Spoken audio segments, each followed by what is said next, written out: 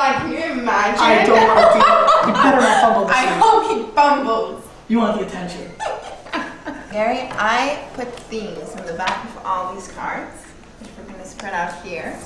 And you're going to pick your players, your cards. This is amazing. It's great, isn't it? Is that Mark Sanchez? Yeah. That is amazing. It is, eh? It's great. I was super happy. Okay. So, we're going.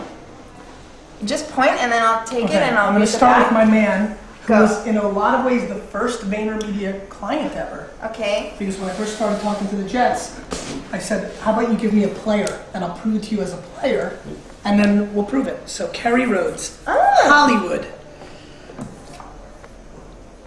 $. So the question that goes with this card. This is fun already. It is, eh? How do you monetize a blog on the internet? It baffles me, Tabby, that people even debate this. We live in a world where monetizing eyeballs and impressions has been long established. A newspaper, yes, sold the paper for 25 cents, but let's be honest, it was the full page from Saks Fifth Avenue or the half a page from Toyota that paid the money. If a blog makes traffic, you know, it's so funny. TechCrunch, Mashable, Gawker, Curbed, all these networks, they're all up 50, 80, 200% right now. See, the news is about traditional people like Vogue and GQ and Condé Nast, and they're all down.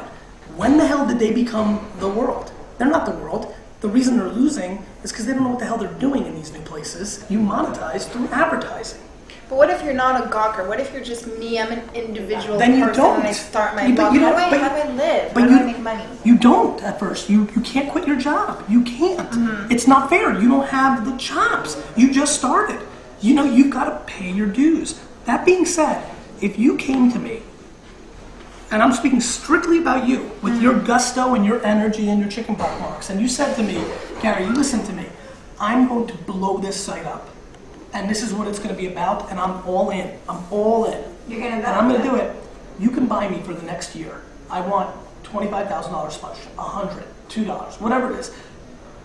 But you can have my ad buy, pre-roll, 15 seconds to the videos, this spot on the website. You can have it right now. But I promise you that if you don't buy it now, I'm going to blow this up, and it's going to be a lot more expensive inventory-wise. Do you want to make a call? People invest in people.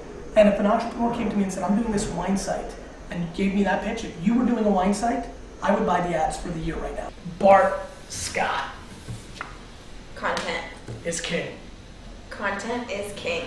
Content's value has never been lower. Content's importance has never been higher. Ooh, I like that. That's Should we mark that down? Yeah, hold on. 1 second. I never charged it, remember? Yeah. Okay, well let's mark it down on a piece of paper. On a paper? That's so 1947. I know, I was going to say this is... There's so much more content out there that you can't sell or monetize it to the way you used to be able to. On the flip side, I think every brand and everybody in the world needs to be in the content game. Voice, personal brand, companies. So every employee and every brand should be pumping out content every day. You have to go get your audience. People pump out content and they go to sleep. It's not about the content, it's about the grind and the hustle. If you're making such great videos on YouTube that are so funny, and you're not emailing every humor website, to the day you can't sleep, if you made such a funny video, how are you not emailing comedy.com, Funny or Die, 94 hours of the next 95 hours that you're alive? You're not emailing everybody saying, hey, I made this video, I think it's awesome. I don't want to spam you, but I'm cold emailing you and I'd love for you to check it out, and I'm hungry and I'd love to do anything for you, and if you want me to edit your videos, I'll do it. Just check this out, maybe give it a little love. You can get 7 people to talk about it. 7 big people. Okay, TV.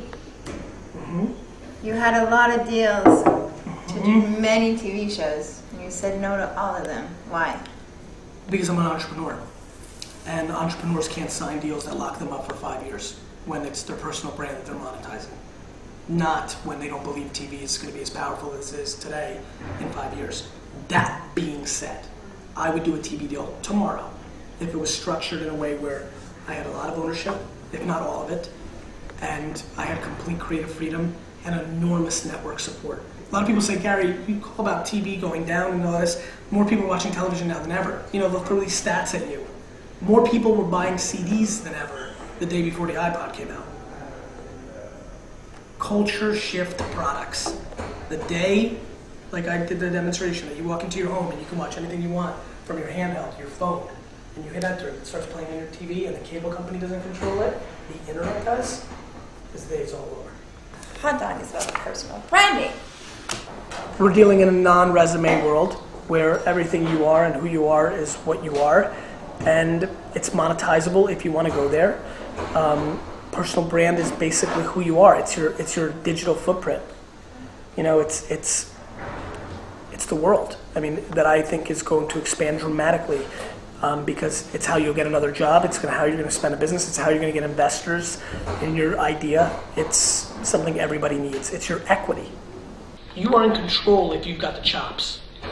And if you're good about talking about politics and cooking and, you know, wine, then you can do it. Which is why in the book I talk about owning your name. Because when you own your name, you can go anywhere. This guy wasn't on the Jets until 2 days ago, 3 days ago. They just re-signed him.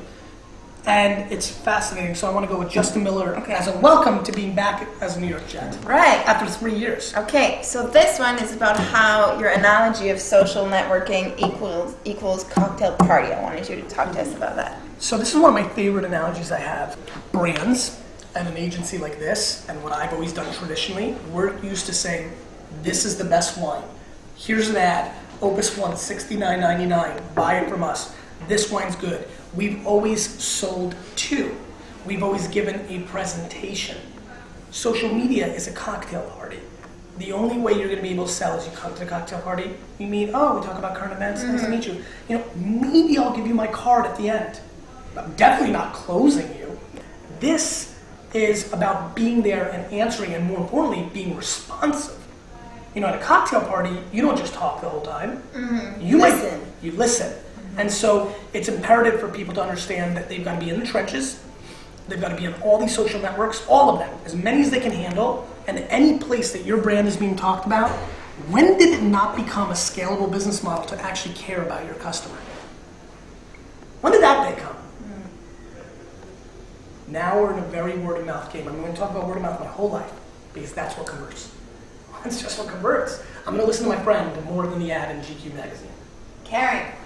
I like that one. In a world where everybody knows everything about everybody and brands are more exposed than ever and it's all out there, caring is, I mean, who do you love more than your mom or your dad or your brother or sister, or if you're not that fortunate, the people that care about you the most? So why do you think so many companies don't care about their customers? Because it's that simple. Because it's hard, expensive and hard. And because it didn't matter as much before. Because word of mouth was not the backbone of our marketing society. Selling to people was. And so if you pissed off a customer because you didn't care enough, you could only tell 10 people. Let's go with Coach.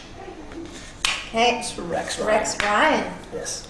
So we're going back to the roots of this question. Okay. Hold on. Ginazzi. Oh! Yes, very good. We want to talk about your childhood. I remember not getting anything I wanted, and I lived a very different life than people that had stuff, and so my mom's frugal to this day. And so it shaped me because it made me hungry. You know, it gave me a sense of hard work. My parents made me work when I was 15. I think I had the advantage of having less. So we're down to the last one. Braylon's been an amazing addition to our team this year. It used to be a Brown a few minutes ago. Yeah. One. It's weird that it ended up being last. One. It's interesting, right? I think that's kind of weird. I wanted to know, how did you start this passion for wine? It started with a passion of helping my family business, which is all this other stuff, you know? And this is kind of a really cool video because I love wine. And I love it so much, but I love all this stuff. And then wine comes next. And that's okay. You know, just because I made my name in wine first, I did it doing all this stuff. All this stuff made anybody know that I did this. Well, best of luck, Gary Vaynerchuk. Thank you for being with us. Pleasure.